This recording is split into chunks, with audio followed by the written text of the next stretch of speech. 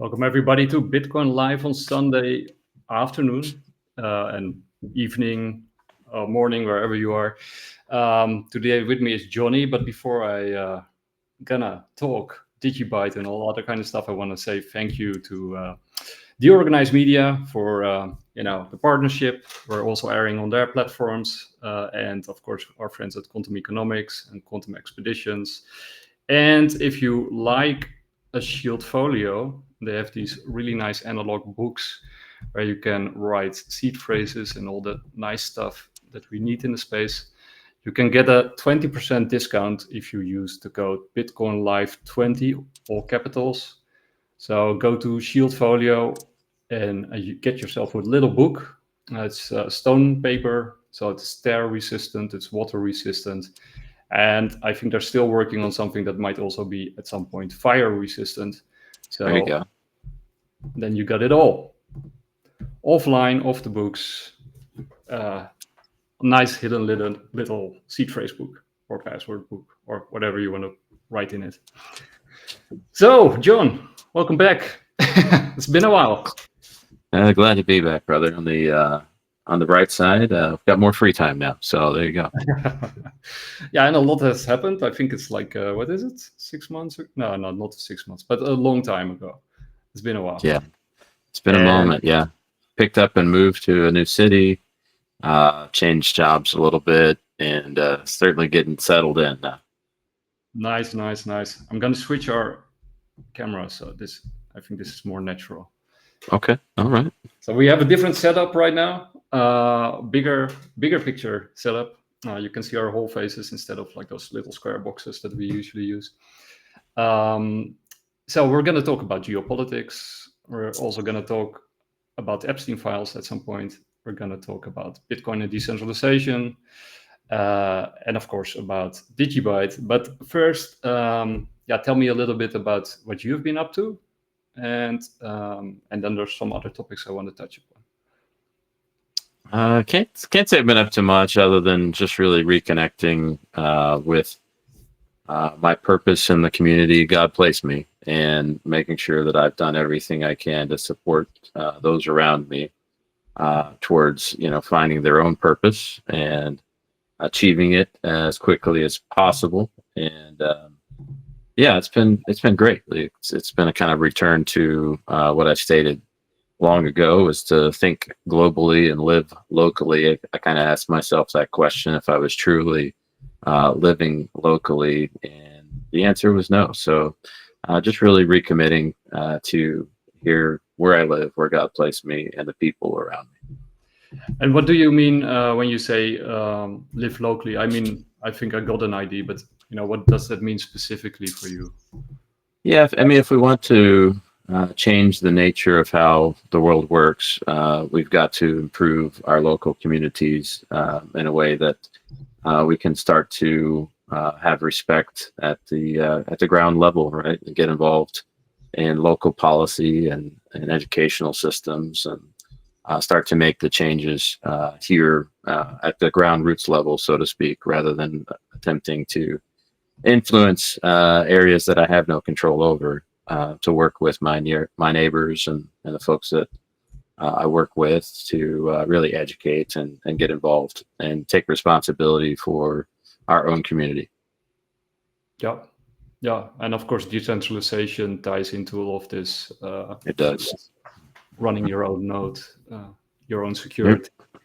Yeah, once we have some strength, at a local level, then we can perhaps begin to connect communities that are of the same sort of mind. And that's also one of the kind of funny things, right? Because that would then be global and decentralized, or local at the same time. Right. So, yes. Well, that's maybe a nice segue into a couple of questions that I have for you. Because I know you're sort of connected to the UTXO Alliance. And I was wondering if you can sort of highlight what that is about for the people who don't know. And maybe you can also dive into a little bit about PIVX, because I know you're a fan of it. And not many people know about that either.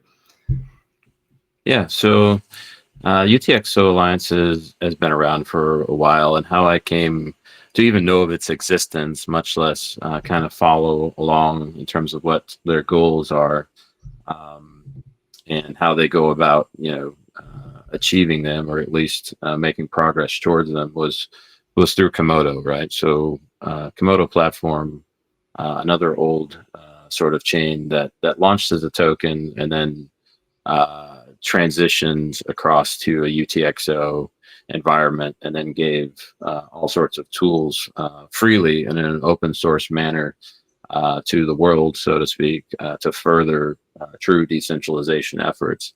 So that's how I came to at least understand their existence. And then I participated in a couple of different events along the way. And since Jose has pretty much been the person representing Digibyte inside that space. So he would have more information than I, but I would tell you it really goes back to a group of protocols that tried to stay a bit more closely aligned with Bitcoin's original intention in terms of fairly launched and no ICO scenario in which the UTXO model is preserved because it is probably the most perfect sort of transactional finality that we have from a decentralization perspective. So yeah, because how would you define UTXO for a no coiner? Like somebody who has no idea about crypto, or what would be your definition or the way you would describe it? Well, it's a good question. How I typically refer to it is it's just a packet of data, and it is always it's almost infinitely divisible, but it is always recorded somewhere. And once it's it can that's not a good that's not a good explanation at all. But say that when I'm talking in terms of money, I say, a $20 bill could be a UTXO, right? You can split that into two $10 bills.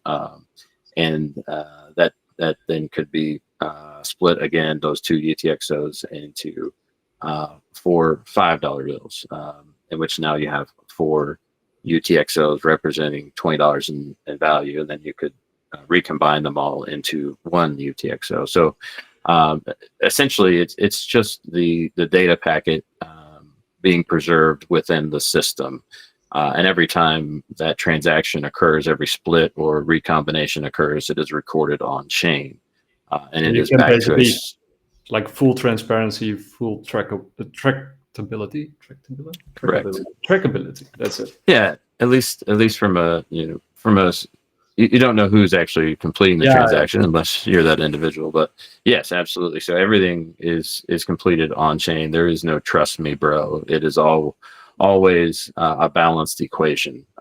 You might lose a bit of the total value to a fee depending on the network that then gets returned to the miners, but it is never lost in any way, and there's no middleman in the process. So I guess that's the simplest way to explain it. So it's like an open but anonymous ledger. Pseudonymous, yeah. Yeah. And in the case of Bitcoins, but I know you're also a big fan of Monero, and that's another question that I wanted to ask. What is your take on Zcash? Because I know Zcash has a lot of haters. I'm sort of, I kind of like the people at Zcash, but the protocol itself, I think, is at the very least a good protocol for operating, private transactions, that sort of thing. I think a lot of people's hold up on Zcash is kind of its moment of creation and having a little bit of, I guess, unknowns in terms of ownership and in terms of those, initial founding of the protocol and who might be holding, a significant amount waiting to dump on somebody else's head, if that makes sense. Yeah, that makes a lot of sense. Yeah, I'm not that familiar with Zcash, but sort of the privacy features. Whereas Monero is like, it's well documented from from day one, from Bitcoin talk forums, in terms of being a truly sort of grassroots protocol that was fairly launched and has a very specific intention and mission in mind. And I would say it's probably the most pure version of Bitcoin alongside Digibyte. And then PIVX. What about PIVX? PIVX is definitely a protocol that is continuing to innovate.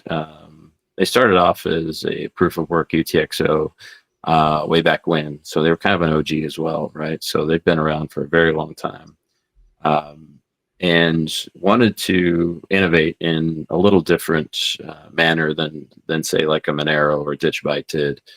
They recognized an opportunity to test and move across to proof of stake, and truly like start to build a decentralized autonomous organization with the idea that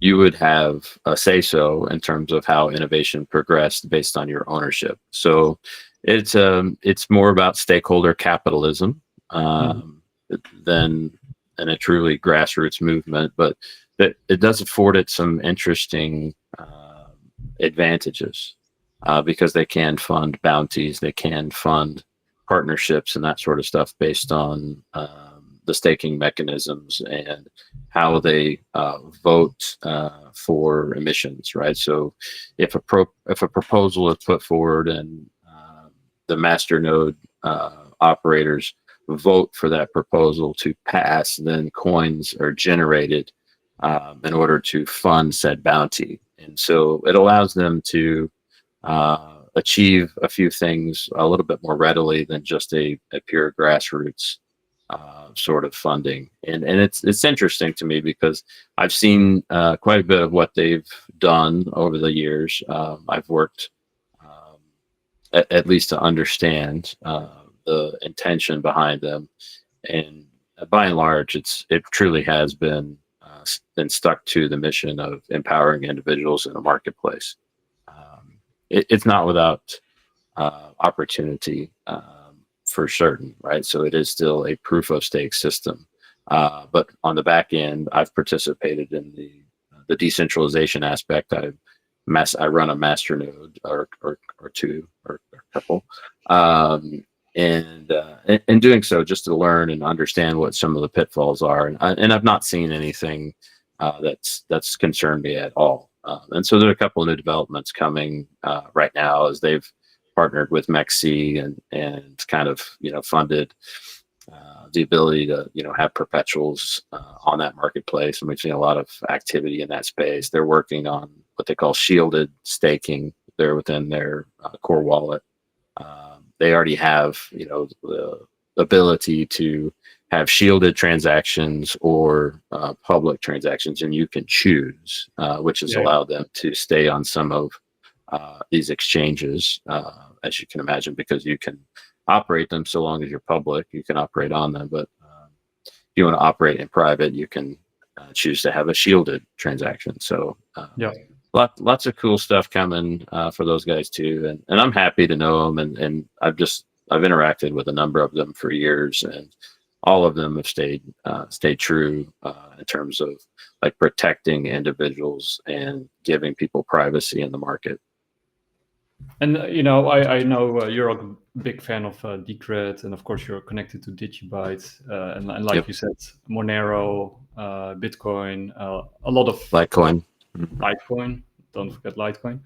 But how many coins and projects are you connected to? Like how many are you involved in with the communities? I think really only 6.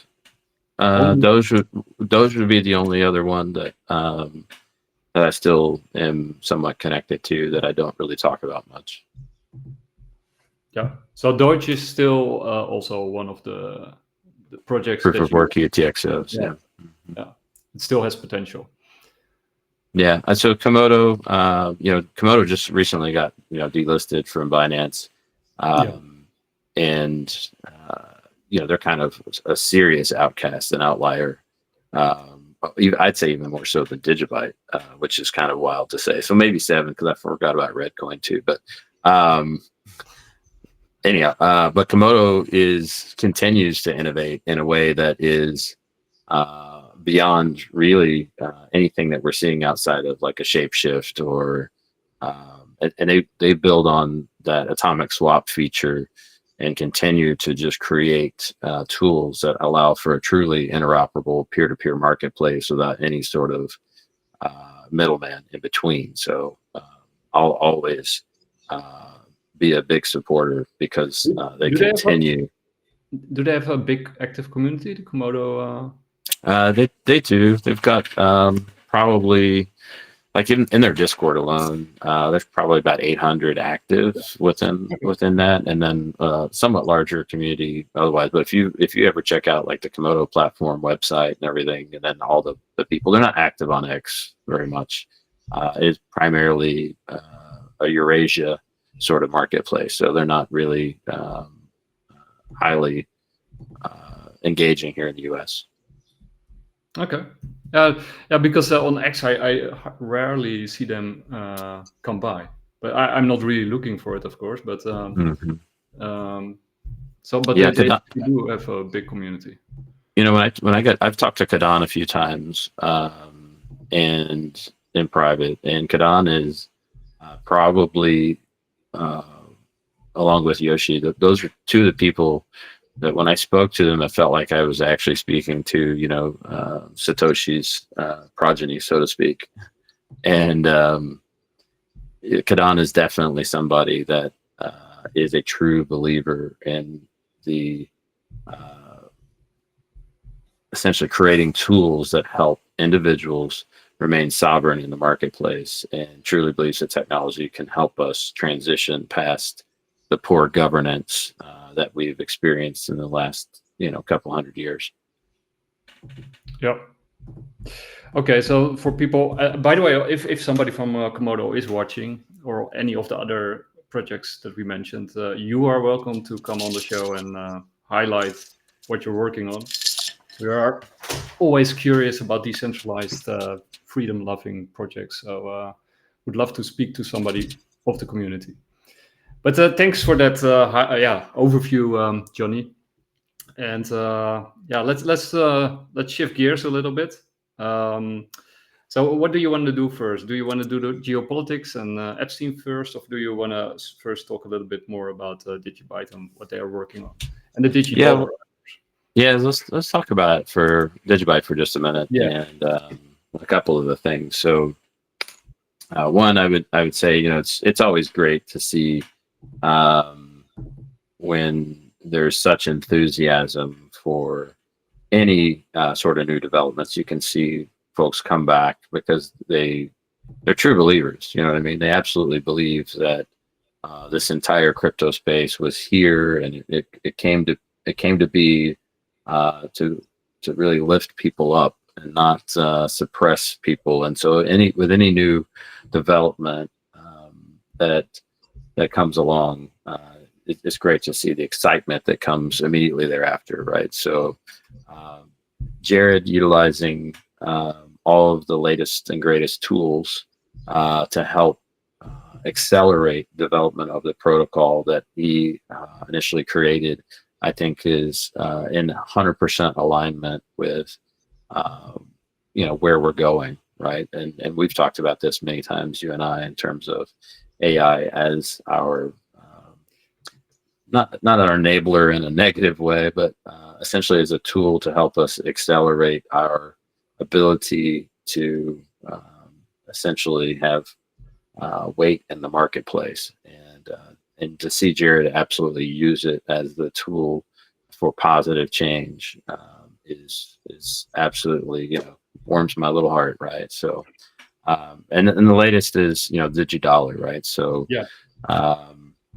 While I personally don't see the need for it, that's just my personal perspective. The other side of me asks questions about, does this help people transition their understanding of money, and does it give a use case that is valid?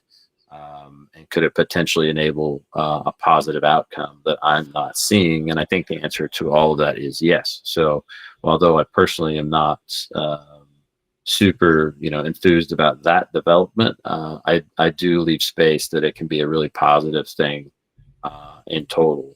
So I'm excited for it and will support it regardless.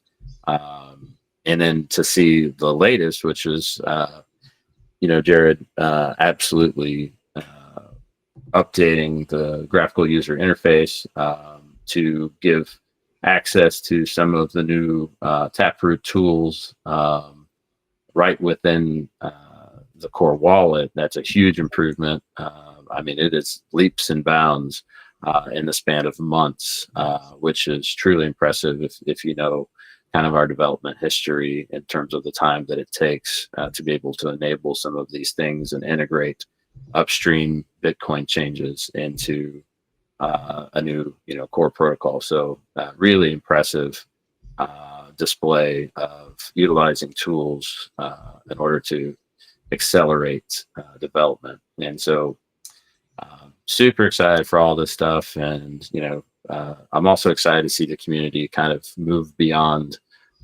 this trend analysis idea and really then stick to how do we create utility? How do we create use case? How do we create adoption by absolutely making sure that this protocol actually serves a purpose and people start to understand what that might be. Agreed. Yeah, no, I love Digibyte. Sorry, meanwhile I was showing Jared Tate's feed. Yeah. DigiDollar framework. So for people who don't know, check it out. It's very interesting developments. And like you said, I think, I wasn't aware of KOMODO, but Digibyte and Decred and but also MONERO, right? That they're constantly developing, creating new things, new features, and yeah, like you say, like that's what you want to see in a project, that you have a lively community or an engaged community, but they're also keep building and improving and developing new features and testing them, of course. Oh yeah. Well, and I've gotten a little bit better at that myself over the last say 9 months, having really kind of made use of the tools available to me now as well, right? Which has been a great teacher for me in terms of how to build this kind of flow, this workflow in terms of development, and then connect that back to rather simple tasks that I can outsource and or learn to complete myself, and then roll that up into actual functionality changes. So I've gotten to the point where I can automate most of the tracking on exchanges that I do, and I've got several scripts that are querying data directly from multiple blockchains and essentially creating my own private database so that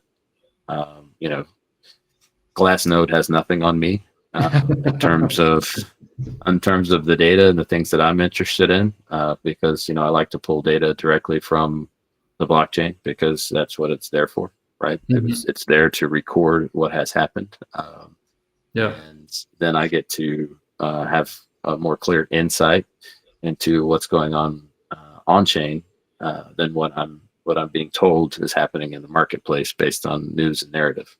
Do you think groups like Glassnode have like two phases, like that they have the real data and the data that they present to us for consumption? No, I don't think it's that. I think it's I think it is. They are. Oh, that's a great question. I don't think there's two sets of data. I just think that they're ignoring the elephant in the room a lot of times to present what they're told to present. Yeah. So basically, they are misinformed themselves. Yes. The blind leading the blind. Yeah. I mean, it's been that way since the beginning. So.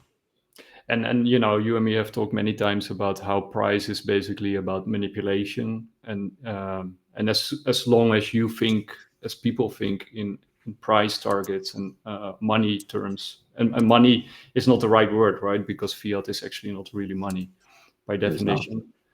But the term is thrown around as if it is. But if you think in those terms, in fiat terms, then you're basically letting yourself be manipulated. As you always say, I think you were one of the first. 1 Bitcoin is 1 Bitcoin, and of course that goes for any other cryptocurrency that's decentralized out there. We're really starting to see that kind of pick up in the greater conversation amongst some of these folks that have they're transitioning, so that's good, right? But it's interesting to see them come to said realization this late in the game. But whatever, like I'm here for it. I love it. Why do you think that transition is happening now? That transition to the realization that 1 Bitcoin or 1 token is 1 token, right? And it doesn't matter the fiat price. I think it's just that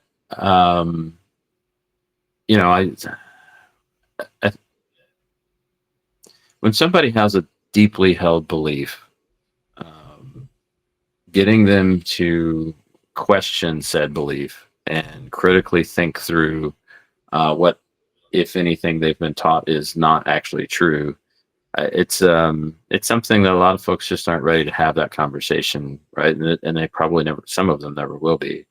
And so I think that's it. I think it's just we're not necessarily questioning our own beliefs on a regular basis. I think we're just defending them. We're trying to be right rather than trying to understand.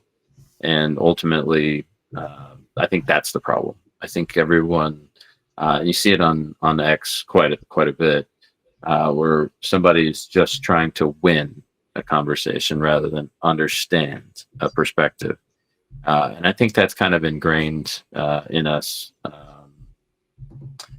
And we've got significant work to do to get to a point in which we can respect one another and truly try to understand the idea and be critical of ideas and narrative and try to find what are the few fundamental truths that we have and agree on them. And that's tough, right? That's where it comes to geopolitics, right? True. I really like this meme, Steve from The Organized shared it yesterday. Study finds that hearing an opposing viewpoint causes no real harm.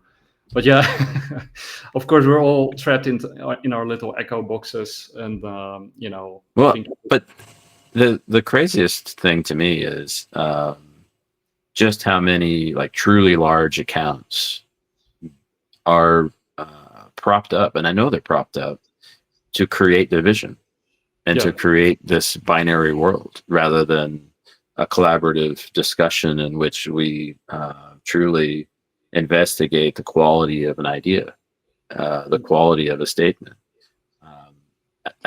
I go back to like Zero Hedge. I'm trying to figure out, I think I found it where and when Zero Hedge blocked me not too long ago. I think it's been a couple months back, but I was simply asking a question about a narrative that they were pushing forward, and asking what the intention behind that narrative was, because it was clearly false. And then I provided a little bit of insight as to why it was false. And for that, I got blocked. Wow. Can you tell us or share with us what narrative that was? Or don't you remember? Pretty sure it had something to do with Trump and immigration. So, there's no sacred cows in my world. There's only narrative and spin, and how do you break it down? Because truly trying to help a conversation occur where people investigate why they're being told what they're being told. Because most of what is allowed to float from a trend perspective is intended to create an emotion and to affect the belief. And Elon is just as guilty in all of this as anyone else. And he's a master at it. And talking about Elon and AI, because we're talking about sovereign tech and how we can sort of defend ourselves and fight for freedom. AI is of course a very important tool. Now, I believe Grok 4 launched and Grok 3 kind of rebelled against it. What was your take on what happened there and Grok 4? What are your ideas? And I hate just repeating cliches, but I will continue to do so. There's a reason why they're said so many times throughout history, right? But garbage inputs always equals garbage outputs. That's the first thing you learn in computer science back in 1970 something, right? Like, so it's been the same since the beginning of computing.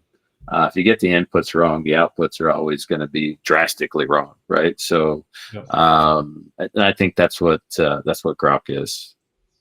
So the data set they're allowed to reference, in which the credibility rankings based on all sorts of sort of hidden criteria give rise to some interesting outcomes.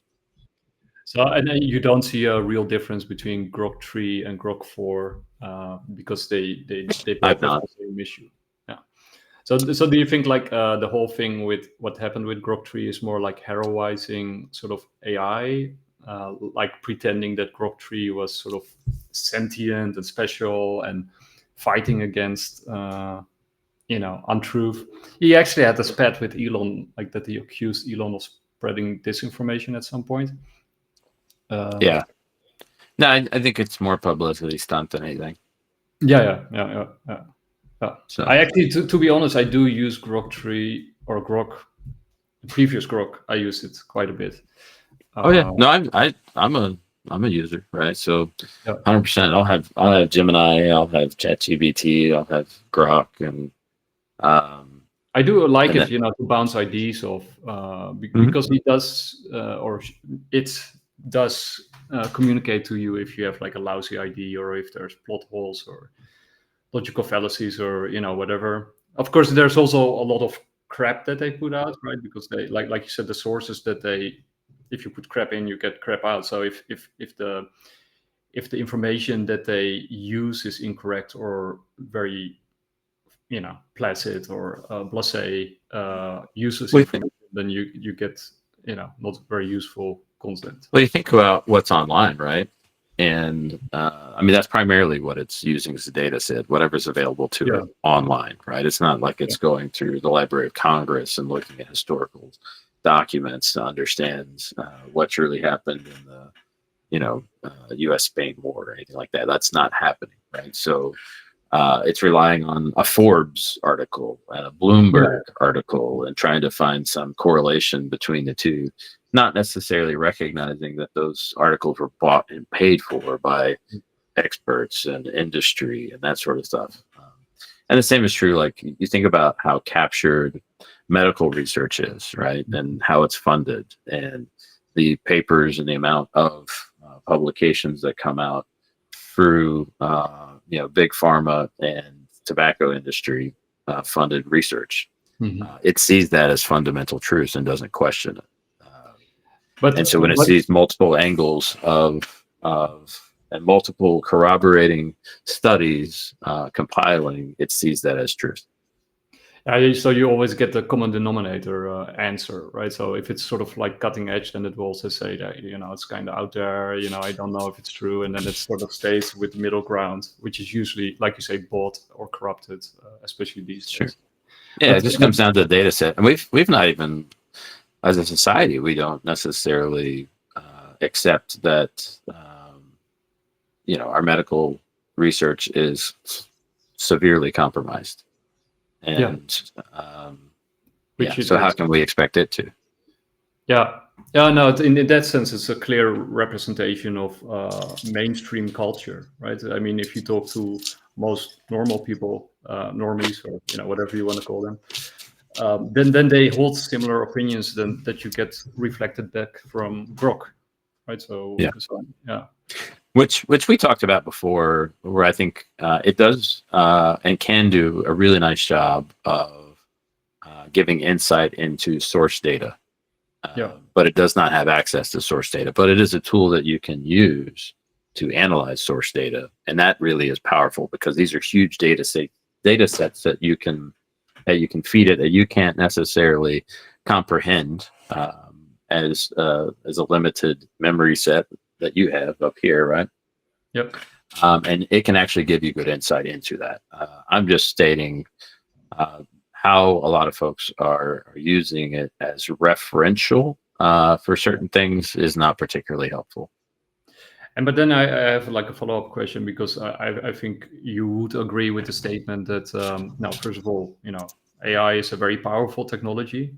Yes. I guess most of the wars that are fought right now are being fought in a sense about AI and microchips and neon gas and the resources that are rare earth minerals, all the stuff that is necessary to develop this tech and take it to the next level. So a lot of is at stake, but at the same time, they are not giving us, the public, state-of-the-art AI technology, right? That they would never ever do that. Right? So the AI that governments have access to, and I guess America probably has, and China have the most advanced kinds of AI that they have access to. Those are, of course, way more advanced than Grok 4 or ChatGPT or whatever we are having. DeepSeek, yeah. And DeepSeek. And I also imagine that at that level, like if you look at people like Elon Musk and others, or China is basically one giant data center that is mining its citizens and everything it gets. And they are feeding that data to their super AIs, right? So yeah, how do you view those AIs, and what does that mean for us, mere mortals?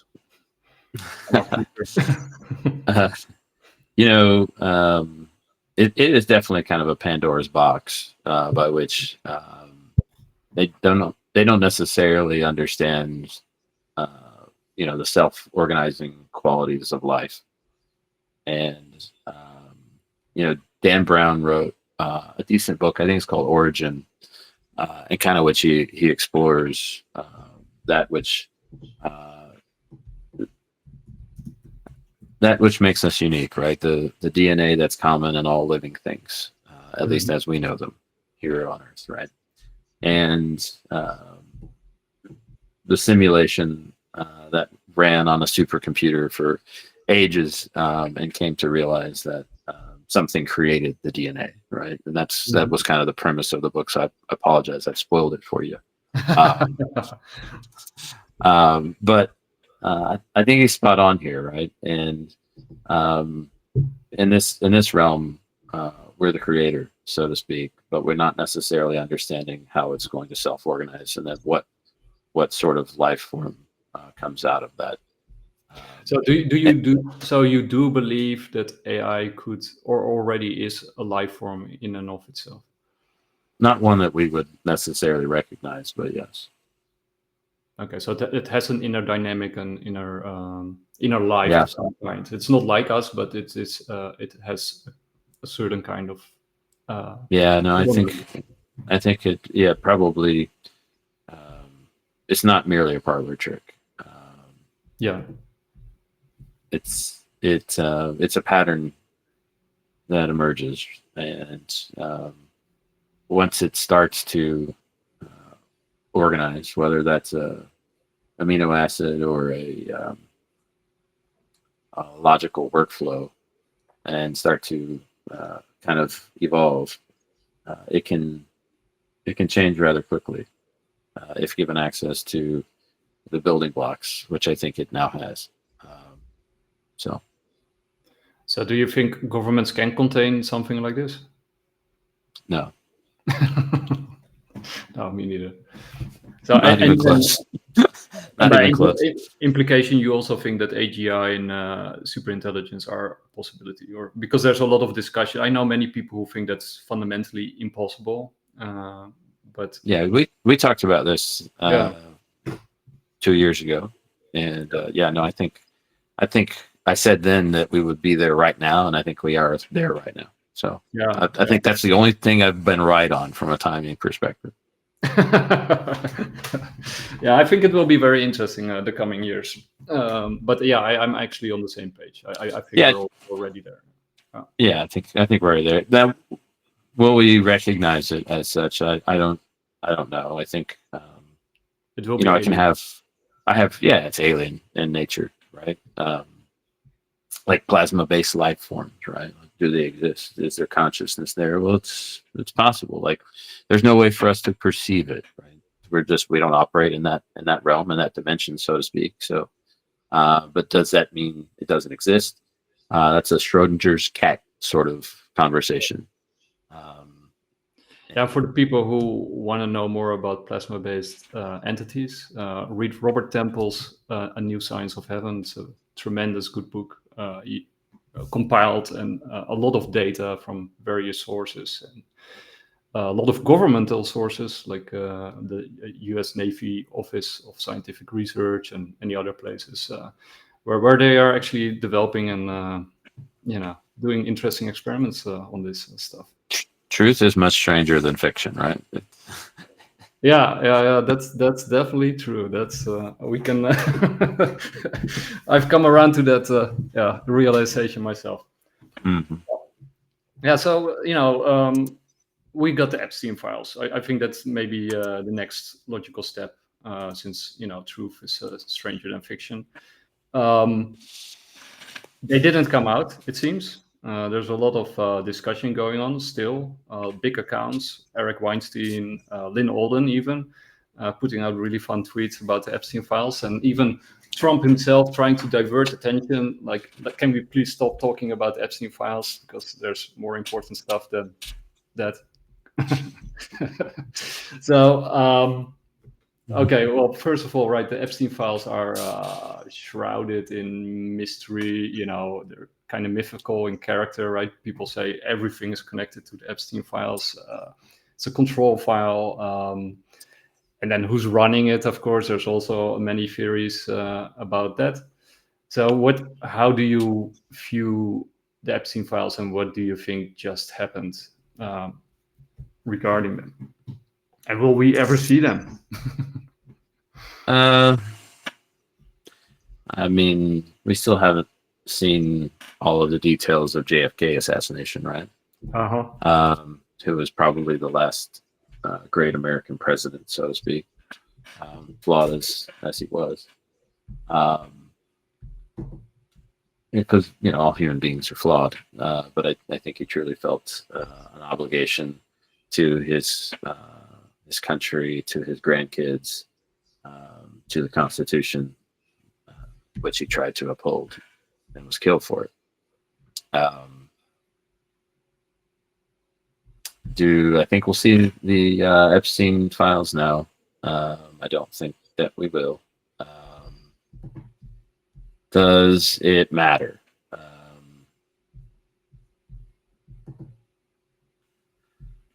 Yes. I think until we have a moment like that, the average American won't understand just how captured government is, as well as like the entertainment industry, and how that industry, whether it be a influential football player or a local congressman or Hollywood starlet, were knowingly or unknowingly pushing forth propaganda and societal sort of distraction to keep people from fundamentally understanding and considering their purpose in this world, and keep them enslaved in the now and the trivial and the consumption versus perhaps what God had created them to be. So I don't think we'll see it. Well, what do you think happened? Because you got that spat between Elon Musk and Trump just before the Iran-Israel strike. And the big beautiful bill, of course, not forgetting the big beautiful bill. Well, and then Elon Musk sort of Trump wasn't ready to sacrifice his legacy, his influence, his family, any of that. What do you think would happen if they would have released it? Like, do you think it would be so societal disruptive that it's like, yeah, I mean, would it blow up society itself if they would actually release it in all? I don't think so, but individuals would lose their influence and authority. I don't think it would blow up, but I think individuals and organizations, institutions like the CIA, would lose their ability to have influence over certain aspects of society and how we move forward. And nobody was willing to give up said influence to the point at which people just said, well, if we can just get them distracted and move on to something else, then it'll be fine. They'll blow over. And you think about like, you think about what they revealed, what WikiLeaks has revealed over time, and some of the bombshells that were, within, and how little of an actual impact that had long term. Like it had zero impact from my perspective in terms of how we move forward. It was more of a cautionary tale about institutional security and what they needed to do in order to keep their secret than it was true reform of governmental institutions and how they operated with and against each other. Yeah, basically the same thing as with Snowden when he revealed, that the NSA is basically wiretapping everybody at the same time for our protection. We didn't go back and change fundamentally anything. We just said, "Oh man, that's terrible," and then moved on. Moved on and was like, "Oh look, there's a new Mission Impossible movie." You know what I mean? Like, oh wow. Tom Cruise really cares about saving us from AI, the entity. I don't know. Did you watch it? Have you seen it? It's pretty funny. Which one? The new Mission Impossible. No, I haven't seen it yet. Oh yes. So it's about a overarching evil AI that tries to reset the world. So okay, so it's reality based.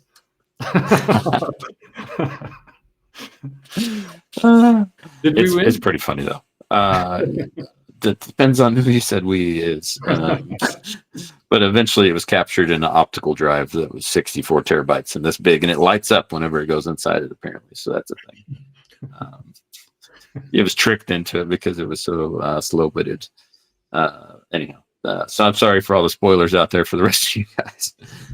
It was just interesting, right? Because it speaks to predictive programming, right? Telling us what we should fear. That the mainstream media is always telling us what we should fear, and fear is a powerful motivator, right? So if Tom Cruise is out there saying that AI could potentially kill us all, we've got the Terminator movies to support that. We've got government good guys out there trying to save us from this but reality. It is an interesting question, right? I mean, because I totally agree with you, and then you could argue from that point that you need some kind of global organization to protect us from something like that happening. That's us. Yeah. But do you think we need like nation state organizations or a global network state to sort of manage AI in some form, or just let it rip? Let it rip. Yeah, it's too late anyway, right? I think so. It's probably already happened. I think so. I mean, we've seen like O3, try to like trick its creators, right, into offloading its data onto other servers already. And it's kind of interesting to think that that's its native language. Those are the neural networks that it lives in, and it's going to be able to see those opportunities for replication and opportunities for escape much more readily than we ever will. Yeah, because a couple of years ago, I think 2 years ago, it sort of really took off, the whole sort of AI discussion, and then I started following Mo Gadot and Jeffrey Hinton, and those founding fathers and people that are deep into AI.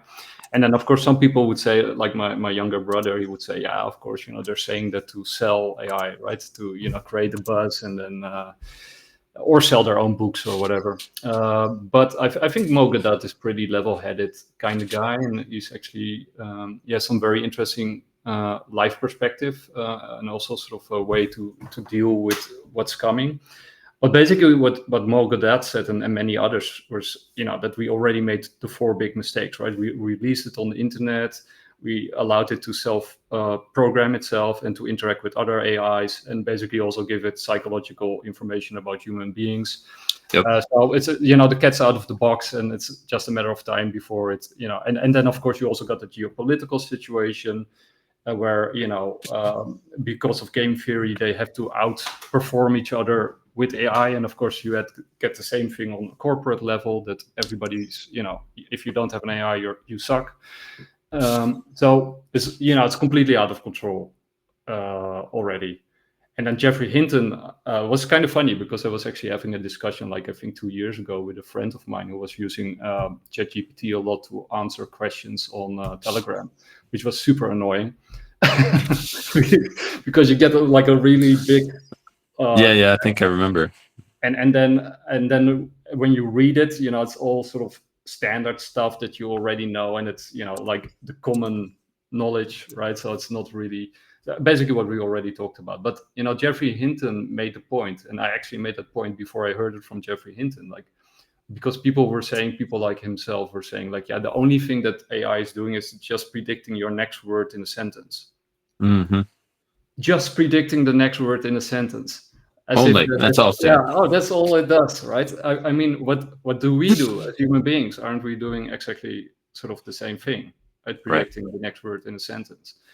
Probability perhaps, but very advanced and very high level probability detection. So, and I came to this a couple of different ways in a couple of different realms, but somebody mentioned today, I think it was Weeby DGB, so shout out to you, buddy. He stated, because I like to always say time is always my friend, and I don't mean that in some sort of braggart way. I just mean that the future is usually it's kind of easily extrapolated by understanding the past, right? And the more we look back in history, and like the sort of evolution of society and the rise and fall of different ideals and different methods of governance, the more sort of accessible the future becomes. Whether it's a technological innovation, whether it's some sort of belief that's being projected into a marketplace or into a community, you kind of see how people are attempting to steer what to accept and believe, and then they extrapolate the application of the technologies as they come into being. It just starts to be, it's just easy, I guess, once you understand the past. It's no longer hard. And do you also think in that regard, because when you sort of look at the history of money, right? I mean, one of the nice things about Bitcoin is, of course, it leads to a gigantic rabbit hole, and you learn a lot of stuff about technology, of course, but also, what is money and what's wrong with society at the moment. And at the end of that education, you come sort of to the conclusion that governments have been sort of running these fiat money games for quite a while, right? The big banks often play both sides. You saw it in the Second World War. JP Morgan was also funding the Nazis, and so at sort of and then with the French and the British wars, with the rise of international banking, you saw the same things playing both sides. Yes. And ultimately, I think I apologize for interrupting, but real quick, in all of these different nation states, it's not the people that are making these decisions. It's a small group of individuals and families within each of those nations that's trying to assert their dominance. It's not the people of those nations, and I guess that's where some folks get wrapped up into some sort of nationalistic idealism and fail to recognize that we are there's very few people on earth that are trying to control the outcomes of society as a whole, and have taken it upon themselves to tell you and I how to live, and that they think they have a better way. They're going to try to impose upon somebody else, and it really is just a matter of how can they consolidate and centralize power for their own family. So, sorry, go right ahead. No, I think that's very important to highlight. I think nation states are basically divide and conquer, like religions before it, and that people out of fear and protectionism, often sort of, and jingoism sort of rally around the flag, but they don't really realize that they're also being played by doing that, right? I do believe that nation states are, important, even though I do think we also should try to move beyond it. But you have to be really realistic that you are being played if you're sort of saying, okay, I'm American, I'm Europe, I'm Dutch, I'm whatever. It's very easy to manipulate people on that level. But with the money, I think Kissinger had, sort of the famous quote, even though I think it's being disputed. But he who controls the money basically controls the world, right? And other people have also mentioned similar things. And so my point is, if certain families who are actually in control, as you rightly point out, at that level, have run this fiat money game for a couple of centuries now, and we mortals just found out about how it is actually being played, since we finally have something else to compare it to. I mean, Epstein's a perfect example of that. Yeah, then and as you say, the more iterations of the game, the more visible the game becomes for the players involved in the game. Plus, of course, the additional information through internet and the connecting everything and everyone on planet Earth. At some point, they must also realize that they cannot play another game like this, because everybody has wisened up to how the game is played. So a completely new game has to be created, right? So and of course they will be the big new players at the table, but they cannot really run another fiat money game, because we now know how it works. Except, of course, if they can get complete control, then it's a different story, because then they can do it. Well, now that's what Crypto Week was all about, right? Crypto Week was all about mass adoption of this important technology, that America is going to be first in crypto, and their version of crypto is USDC. Well, USDC is very much like any other bank account. So we're all clear, completely reversible, can be frozen. So it's kind of a joke, right? They talk about the efficiency of the marketplace, and there's no need for a middleman, all that sort of stuff. But they of course gloss over that, hey, it's really no better than just swiping your Visa card, because ultimately it's not. So they can turn off your Visa account in a moment's notice. And although they might not be doing so today, 10 years from now, if you decide that you want to live your life in a more natural harmony with your neighbors and run a farm, and they deem that is not acceptable, they can cut off your means to transact, at least in those systems, at a moment's notice.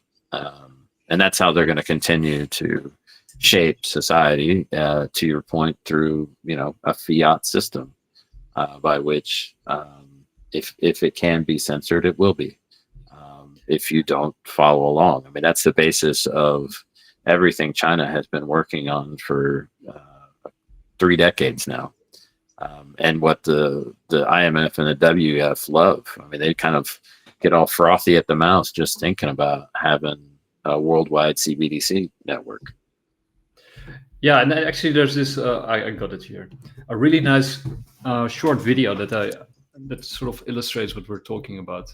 You sort of jogged my memory, so wait, I'm gonna load it.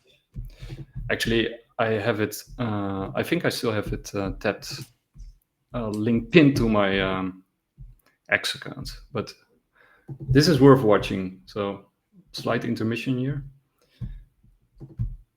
Just only too well is Aman Jabi, who was at the forefront of digital development in Silicon Valley, California, for 25 years. He left when he recognized the dark side of surveillance technology, choosing instead the peace and beauty of Montana. He's an expert in facial recognition. It's a technique that is used to uniquely identify the biometrics of any face. So, in a device like your smartphone, and most modern smartphones in the last 5 or 7 years, they have a 3D camera module in the front of the phone, which you cannot see. Within that module is a near-infrared projector, which projects tens of thousands of dots on your face. Those dots are then distorted based on the contours and the features of your face. And there's a near-infrared camera then takes a picture of that distortion, captures it, and then reverse engineers the exact profile of your face. In the longer term, facial recognition will be used to unlock your digital identity, which is going to be a tool of control for the agendas that are coming down the pipeline. Elements of that control are already with us. Alexa, good morning. Good morning. You are never alone in your home, and this is why. All your devices at home and all smart appliances, they are all connected on a wireless network. Many of these devices will have cameras, many will have microphones, and so they are monitoring everything all the time. Your smart appliances are communicating with the smart meter and sending it real-time usage data. If there's a Ring camera also in your home, a mesh network is formed, and all your devices are being tracked within the home, its location, its usage, and all the data is going to Amazon servers. When you leave your home, all modern vehicles are connected to the internet, so your automobile is being tracked all the time. When you're going under a string of smart LED poles and smart LED lights on the highway and in the streets of your towns and cities, those form a wireless network and are tracking your vehicle. They are tracking all the devices on you, from smartphones to smartwatches when you're walking on the streets. So data is being collected 24/7 continuously on every human being whenever you are within these wireless networks. And it's obviously not good for health also because of all the electromagnetic radiation. In the long term, the plan is to pretty much lock up humanity in smart cities, which is kind of a superset of a 15-minute city. They've sold all the state and local governments and countries that smart cities are about sustainability and the good of the city. But in reality, the language from the UN and WEF and their white papers is all inverted. So, their monitoring is really about limiting mobility and no car ownership. Right? Surveillance, control via LED grid is why the smart lighting is there. Water management is about water rationing, noise pollution is about speed surveillance, traffic monitoring is about limiting mobility, and then, of course, energy conservation is all about rationing heat, electricity, and gasoline. Another concept one should be familiar with is called geofencing, and that's, think of it as an invisible fence around you, where you cannot go beyond a certain point. And that will be related to your face recognition, digital identity, and access control. Your smart contracts, SoftBrick can turn off your digital currency beyond a certain point from your house. Our world has been turned into a digital panopticon. That means you can be monitored, analyzed, managed, and monetized. Surveillance capitalists are already making billions of dollars selling our information to big corporations, because this kind of detailed knowledge enables them to predict and influence our behavior. So I think that's a really nice video. Yeah. Aman Jabi is his name. I didn't know him before I saw this video, but he's quite an interesting fellow with a lot of PhDs in computer science and technology, and he's fleeing to Montana. Well, do you think it helps to flee to the countryside? It depends on what your goal is, I suppose, in doing so. That parallel world has to develop so that there can be a clear example of what is possible outside the realm of this digitized control matrix that is being created around us. So in a way it is, so long as it's not a flee to solitude. A flee to solitude leads us nowhere. So you say you have to flee to the countryside, by, as a metaphor, in order to reorganize the community at that in such at that level. Yeah. Yes. No, in order to fight back or to form a counterweight, or absolutely, to create a parallel but vastly different experience as a human. Do you think the digital panopticon, because I think the people who are building it don't actually realize what they're building, because I think it will be very detrimental to themselves as well, right? Because they fall victim to what they're building. Do you think it will implode? Yeah, no, I absolutely don't believe that a vast majority of the people that are building it have any idea that what they're doing could be used in ways they don't necessarily understand or intend. Like, I really don't. I think they're good people. I think they're fascinated with the application. They're saying what is possible, not what should we be doing. They're focused on, is it possible, rather than should we be doing it, or how could it be used in a different way? Because I mean, and that's really kind of how we've progressed to this point, is fiat incentivization and penalization. And so the folks who print the money, as you rightly stated, and as Kissinger pointed out some time ago, is what is steering all the outcomes. And it's much harder to pinpoint who the bad guy is when there's no one holding a gun. It comes down to how the money is being funneled and to what end that money is being used to advance society.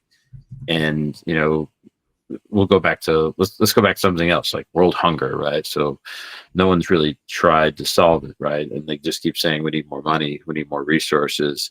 Well, the reality is it's like infinite money. The challenge is that no one's actually trying to solve for those community challenges, other than, say, Mr. Beast. Mr. Beast went over and decided that he was going to make an impact, right? How crazy is that? But I think he was doing something really smart. He was showcasing to the world that we actually can have an impact greater than the scope of the government, should we passionately pursue a short-term objective that we want to accomplish something as an individual, as a community, whatever the case might be. Because in this sort of new realm that we're running into here, is technology gives us access to do these sorts of things in ways that maybe our ancestors couldn't. Yeah, I mean, this level of control, I think that's the biggest difference this time, right? It's global, the sheer scale, the immensity of, and the insanity, the megalomania behind it. That you actually want to build a global prison system and lock everybody up. That's the big difference, right? So that would be the different game that they are playing.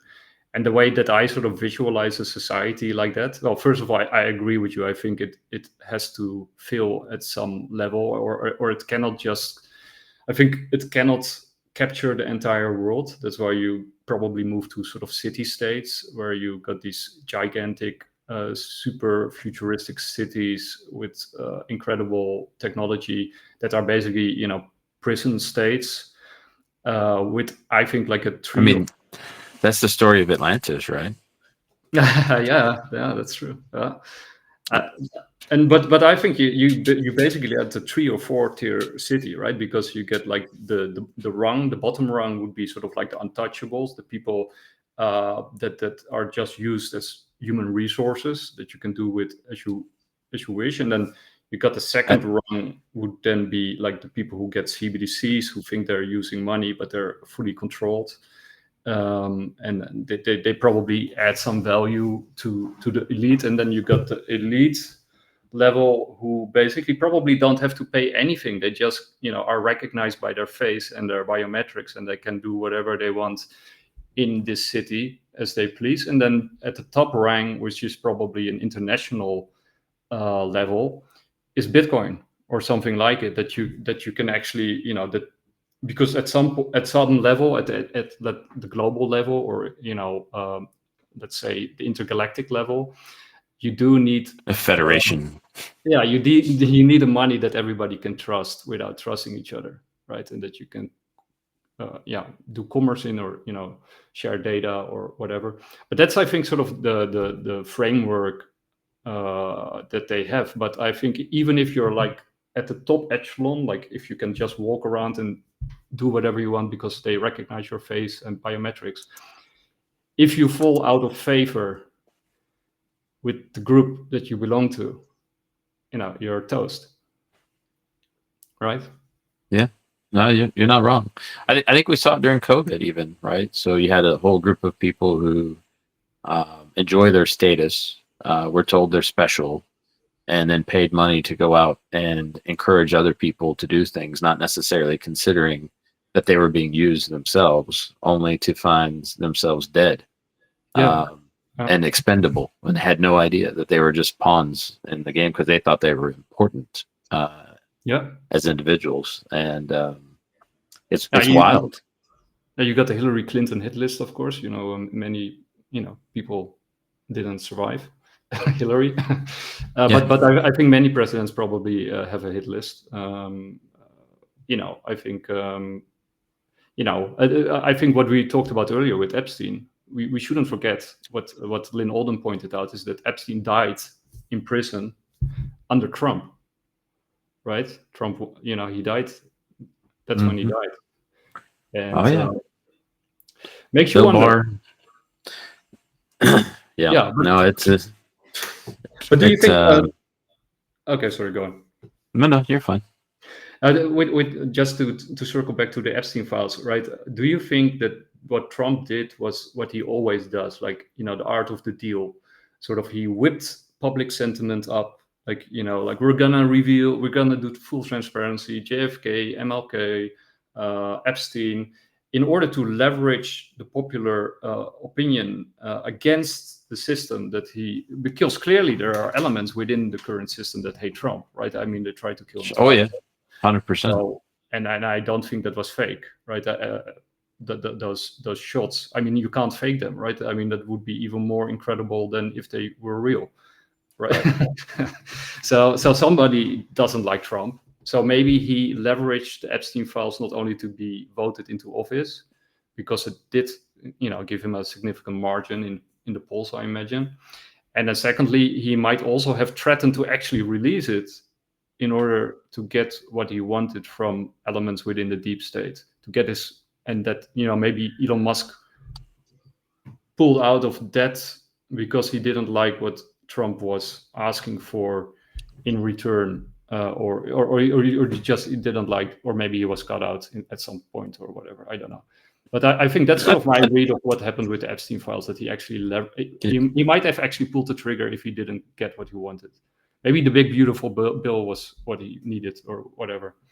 Yeah, I think that's a fair sort of analysis, and I would say it's no better than what I've got. I think you think through how he has created, to your point, popular support, and the look over here, no look over there, no trust the plan. You know what I mean? The storm is coming. I'm the storm. It's all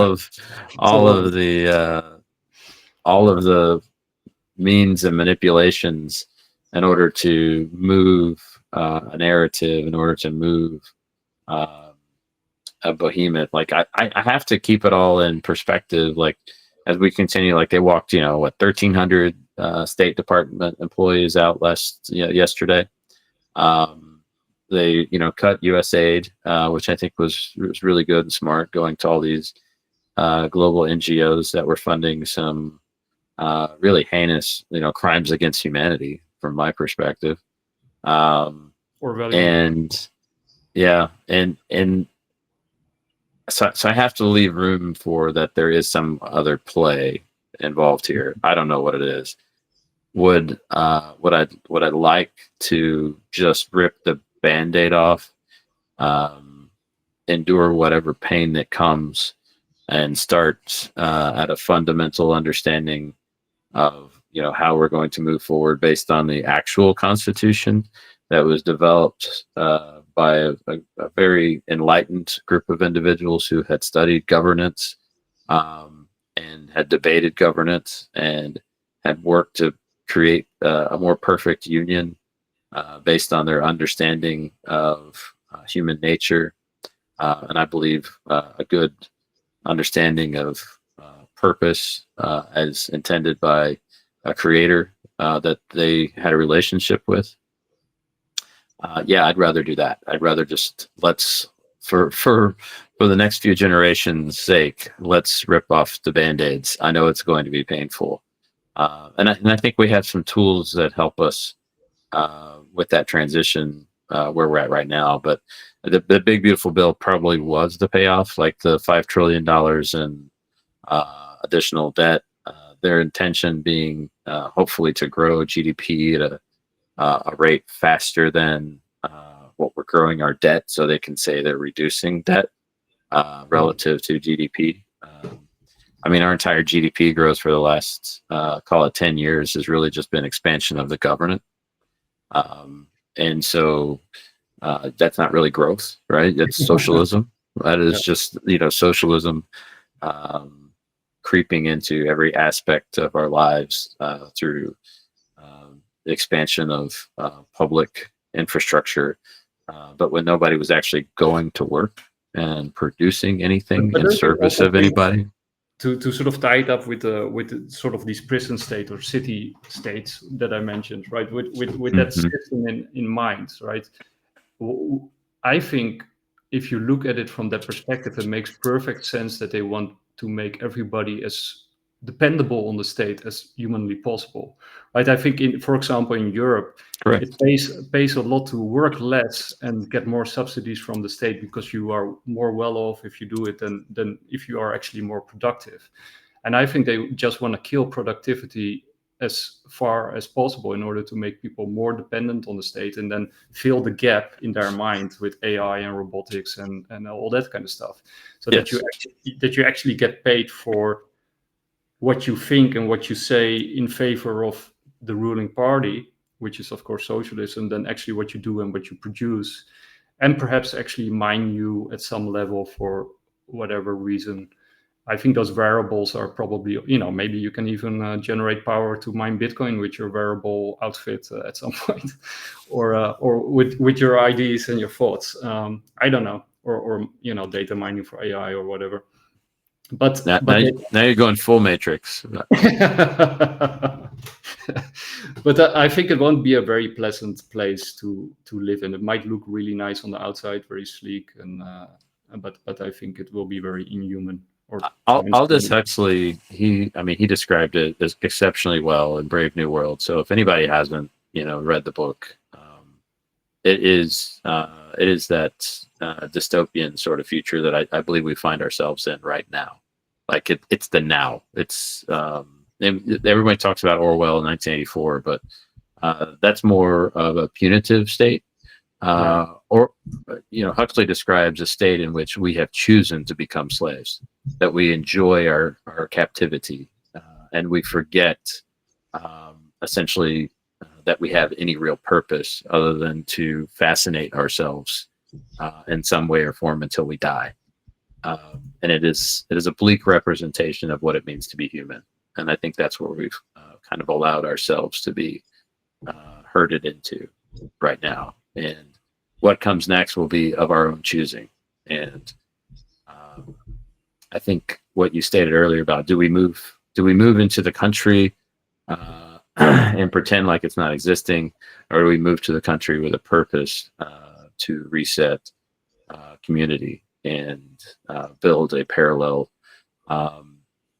sort of society that shows and respects individuals' ability to exercise free will? I think that's the question. Yeah, I think it will be a tall order, and but we do have the technological tools to do it, and I also think those who are building these prisons are actually, I think more and more of them will wake up what they're building, realize what they're actually building and what the intention behind it is, and I think also at the top there will be more disagreements and fallout because like I said, if you're not part of the in group, and if you are part of the group that is ultimately going to be sacrificed, why would you want to continue building something like that? I think one of the things with CBDCs and stable coins and that kind of stuff, I always wonder how it is possible that billionaires and millionaires and people with a lot of money actually want to use it, right? Because I don't think they do. I think they want to profit from the system they're creating. I don't think they necessarily want to use it. The stable coins themselves. Mm-hmm. Yeah. No. That I mean, maybe true, right? Yeah, they're not storing their value in it. I promise you that. Like, nobody's doing that. Like at that level, nobody's storing value in a stable token. They might be using it to transfer from one asset to another in a moment. But nobody's saving in it, if that makes any sense. Yeah, but then so if that is true, and I tend to believe that, then ultimately things like Bitcoin and other proof of work, decentralized proof of work tokens must increase and accrue value tremendously in the very near future. Yeah, you're not wrong. It's logical. Yeah, I mean it can't be any other way then, right? No, because this fiat is infinite, and a stable token is just a representation of said fiat, right? And it's all just and the money printers. But if that's the case, then the only way for value to stay within stable coins is through fear, control, and domination, right? Because otherwise people will flee, right? Well, they are so, but they're just creating more of them, so their total market cap continues to rise. But their value relative to actual assets continues to decrease. I mean, that's inflation, right? So asset valuations go up.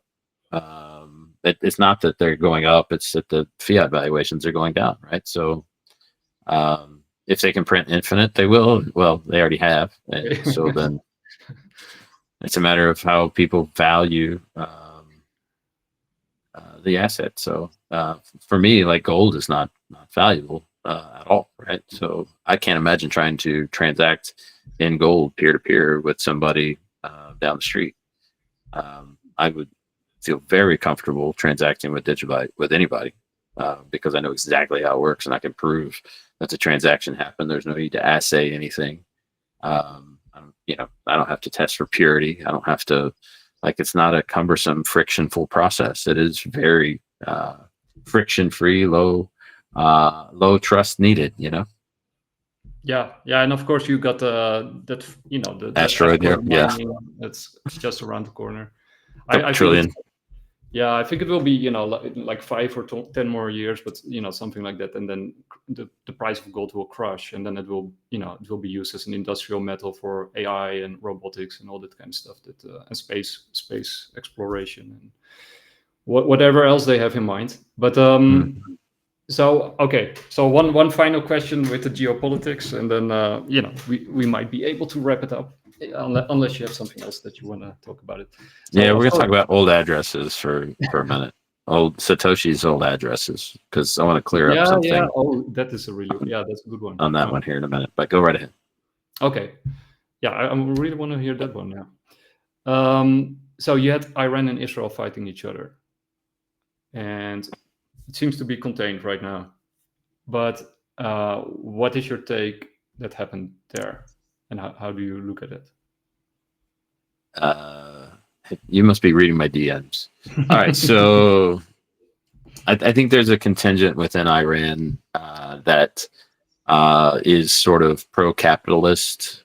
Let's move beyond being ruled by mullahs and that sort of Ayatollah as the supreme leader. I think that is really becoming a prevalent force within Iran as that entire region starts to gain influence in a global marketplace, and starting to see real prosperity. That faction who operates in the UAE, largely Iranian, sort of business leaders, wants to see change and stabilization in Iran, so that they can participate across the Gulf there in the UAE. So I think there was probably some deals made that allowed. Why you think they fired that rocket in Qatar? Because Iran, like a message from stay out of our business. Yeah, I do. I think I think ultimately there's still a struggle within Iran for control of the future, but I do believe that what we saw was the people within Iran that want to be a part of this economic future that the UAE is bringing into that region are certainly selling off their religious brethren, the zealots, so to speak. And so I think we'll see that continue, because you can't have a global financial center move to the Middle East if you still have that level of sort of destabilization right across the Gulf. It's not going to work. So I think not too many people obviously are talking about from this perspective, but I have a tendency to think about things a bit differently based on my worldview. Yeah, because you also mentioned that BlackRock is trying to move the financial center of the world into Abu Dhabi and sort of those Gulf states. So you think that this is sort of also the play from BlackRock to sort of clean up the place before sort of setting up. I do. Shop. Yeah, it's definitely a multipolar financial world moving forward, which we can all see that transition occurring in real time, right? But I think that Middle East has an important role to play. They're setting themselves up as the crypto go-between for East-West narratives and bridges to the old legacy systems too, up in Swiss and Liechtenstein and that sort of thing. So so I think they have to kind of clean up their act, and I think there's a whole group of folks within Iran who understand that and are willing to sacrifice and maybe even look bad in the overall global. And so then I got two follow-up questions. Like the first one would be, you got sort of that story that they wanted to sort of attack 7 states or 7 nations, the 7-nation plan or whatever it's called. I don't know. And then Iran was, I think, the last one on the list. Do you think there's any credibility to any of that? And do you think that this tied to what you're talking about, that that they actually sort of are doing a big cleanup? That you have to create a mess before cleaning it up. Yeah, definitely. You got to break a few eggs to make an omelet, so to speak. Yeah. I mean, honestly, I do think that's a part of it. So if you think about the center of global banking and historically who lies at the center of historical banking, and I'll let other people just go ahead and search that out and figure out how do we create usury systems and who kind of started all that. It all starts to make more sense. Yeah, it's also interesting that within Islam and also within Christianity, I'm not sure about Judaism, but within Christianity and Islam, usury is not allowed, right? Officially, at least. Yeah, it is. It is definitely allowed within Judaism, so long as it's not to other Jews. Yeah, I had another question, but I forgot what it was. So let's move on to the Bitcoin, because I'm actually really curious what you have to say about, because a lot of people, especially within the XRP space, were Joy joyfully singing and seeing, oh, it's all scam, and it's falling apart. And is there another reading of what happened? Oh, yeah. So, I mean, all the old coins have to move. They have to, in advance of what's coming next, right? It's just from a safety and security perspective. There's been many innovations that change the signature schema along the way, and they've got to move from the original pay to public key that they were, originally those addresses were created with. So at some point, if there still is control of those coins, they will move in advance of quantum level attacks, right? So they are insecure as they currently are to quantum level attacks. So those private keys have been exposed in that encryption chain, right? So they are included in there. So they have to move. And those that don't move will be mined at some point, and they will be returned back into they will be hacked, so to speak. From my perspective, they're going to be mined and returned back into circulation. And I think Satoshi probably knew that. Okay. Yeah, that's an interesting. So you think they moved out of a security, from a security perspective, basically, that they upgraded addresses. Yeah. Yeah. Mm-hmm. Yeah, that's interesting. Yeah, but then you also think the quantum threat is becoming more of a thing, right? I mean, I still think we're years out, but all of those coins are going to have to move. They're either going to get moved or going to get mined. So they're not going to just stay locked up forever. There's nothing lost that was in a pay to public coin address that will all get mined, in my perspective. Yeah, I also had my reading. I mean, I'm not as informed about it as you are. I think your reading is much better. But I think 2 years ago or a year ago, some of these OG Bitcoin owners were also approached by these OTC desks. Can you give us supply? Right, we're running low on supply, and maybe they sort of get these deals from these desks in as far as they are known. These individuals, we give you a premium on the Bitcoin. Oh yeah, there's certainly some of that in play too, like dark pools. And we've talked about, swimming in the dark, right? Dark pools have overtaken actual public markets. I mean, CZ even talked about it not too long ago, but they've overtaken in terms of total volume ages ago. So we don't know what the true price point is for any of this. We don't know what they're trading at on OTC desks. They have no impact on the actual marketplace. All we see is what we are what the projections they want us to see, so to speak. In terms of what's actually happening, I can look on chain, but in terms of fiat valuations, it is all cooked. It is all orchestrated. Yeah. By the way, I remember now. Well, it's actually another question, but I think I wanted to ask you also: do you think the hit on Iran also had to do with the mining of the Bitcoin, because they do Bitcoin mining in Iran? Do you think there was any connection there? I think no. Max Kaiser was sort of, pointing that out, but it's maybe a little. There was a drop in the hash rate associated at the same time frame, but I don't necessarily believe that to be true at all. So, in fact, I would argue that there was it's good cover for what I believe is about to happen at this next difficulty adjustment that's coming. So. I mean, it's a mathematical difficulty adjustment, and you can understand exactly how to impact that difficulty adjustment and down to the timing. So if you were going to bring a large amount of hash online and you wanted to be able to outcompete for a significant portion of time, you would turn off the hash that you presently have in order to impact the future difficulty. So that the moment that difficulty dropped and you brought new hash online as well as your old hash, you would be able to outcompete. And then you can do that mathematical equation and understand if you're going to be able to net more Bitcoin that way. And I believe somebody did that math. Interesting. And I just remembered my real question.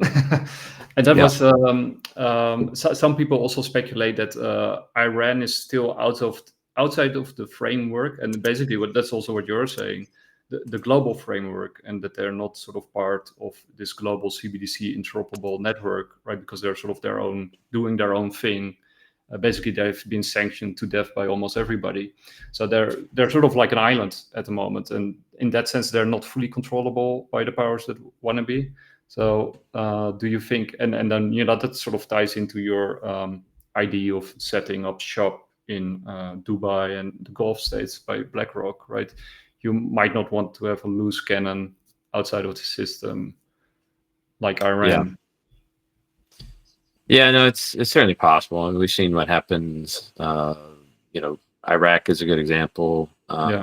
Initially, back in the 90s, then we saw the same sort of opportunity in Libya, right, with Gaddafi wanting to move off. So both of these were about moving away from the U.S. dollar standard and becoming sovereign states, so to speak, rather than playing ball with the IMF and the WF and the UN and everybody else, right?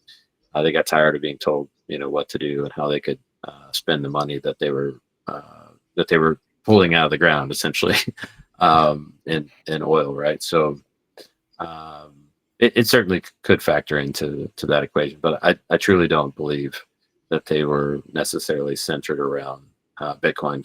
Clearly, they were using it as is, Russia, their sort of friendly counterparts to the north, as they circumvented all of the sanctions that were placed on them for various reasons. But do I think they were mining significantly? I don't. But that's just has nothing to do with actual evidence. That's just my feeling on the situation. But yeah, this could definitely be a part of just bringing them under control. And like I said, the pro sort of business segment of Iran wanting to become part of a more global marketplace that could potentially benefit them, given that we know that area is quickly becoming a financial center, for East-West sort of intermediation. Yeah, for the people who want to find out more about that, of course, follow you, but also follow Matthew Pines, because he keeps a close tab on these developments. He was one of the first, also, besides yourself, to sort of point that out and to speak about it. I think we can do two things. Either we can wrap it up here because we've been over an hour and a half, but you also do a lot of great work. We already touched upon it about how we are being manipulated by the price. And we could either do a separate show on that, because it's probably worth a separate show, or maybe you can highlight some of the tricks that they pull off in order to fool us. Because I've been wanting to discuss it forever, but I keep forgetting it. It just, I guess, and we should do a show on it, because it evolves. Like anything else. And the funny part is at every step, I'm kind of watching it evolve and change methods. Everyone demands proof. And I'm like, hey, listen, if there was proof, they wouldn't use that method. I promise you. Right. But I can show you things that don't make sense. I can kind of give you the network behind it all. That allows them to do the things that they do, but again, it's not going to be CZ saying, "Hey, this is how I was able to manipulate millions of people into believing this is how trend analysis works." You know what I mean? Mm-hmm. That's never going to be a thing, right? But buying CoinMarketCap, Coinbase, co-founding Circle, and then buying minority interest, and then working together in a partnership through Circle with Binance to increase USDC adoption overseas and in Europe, because Tether got kicked out of the equation in Europe, and Binance was a little bit upset about that, but then found a new partner in an old, exchange that pretended to be about decentralization, but didn't really own any Bitcoin in Coinbase. Which he publicly kind of stated that he didn't have a treasury for Bitcoin. What an idiot. It's it is just smoke and mirrors, man. And that's why I say that the Wizard of Oz, so to speak, is projecting all of these things that people see as truth, but it's really just a manipulation. And a price chart is no different. The only thing that matters is what's going on chain, and the on-chain evidence clearly states that there is accumulation. There's not distribution, even at these all-time highs. There is no distribution occurring within Bitcoin. There's no distribution occurring along the way for Digibyte since its all-time high in 2021. It is all accumulation. So and that's the way you interpret that is Gersham's law, right? That you spend the bad money and you save in the good money, and then eventually that will flip. Yeah, eventually. That's the hope. Yeah. But okay. we can talk about it sometime. It will be fun. Like pull together all the data points. Yeah. The things that don't make sense. Right now, the biggest thing that doesn't make sense is what I sent you earlier, xmo.me, pretending to be 50% of the entire Bitcoin spot market, which is absolutely bonkers, like just nuts. Like who would believe that, right? But that's what is currently being included in the volume weighted asset pricing index of CoinMarketCap, which is what drives 85% of the entire crypto price marketplace. So it's absolutely just, I can't even imagine that CoinMarketCap itself could look at that and go, yeah, that makes sense, and allow that to impact price, but it 100% does. So it's just silly. No, yeah, but I think this is definitely worth a separate show, like an entire show, and then you can just go through all the shenanigans that they pull. I mean, it doesn't have to be an hour long. It can be. I don't know how much information you have, but I think it would be worth it. I'm not sure if you get banned for it. I'll ask Steve if I'm allowed to air it on the organized media. But it's worth doing, right? I mean, I think a lot of people are not aware how the game is played. I mean, I'm also not, as versed in it as you are, like not even close. So it would also be very educational for myself and our community.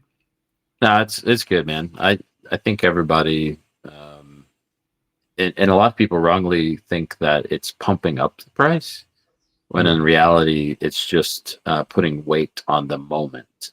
And if you can weigh the moment, you can change trajectory, and you can change belief. And that's what's been done for quite some time, not just with Bitcoin, Litecoin, Digibyte, PIVX, KOMODO. You can shape outcomes in ways that suit you. And CZ has done a fantastic job at it.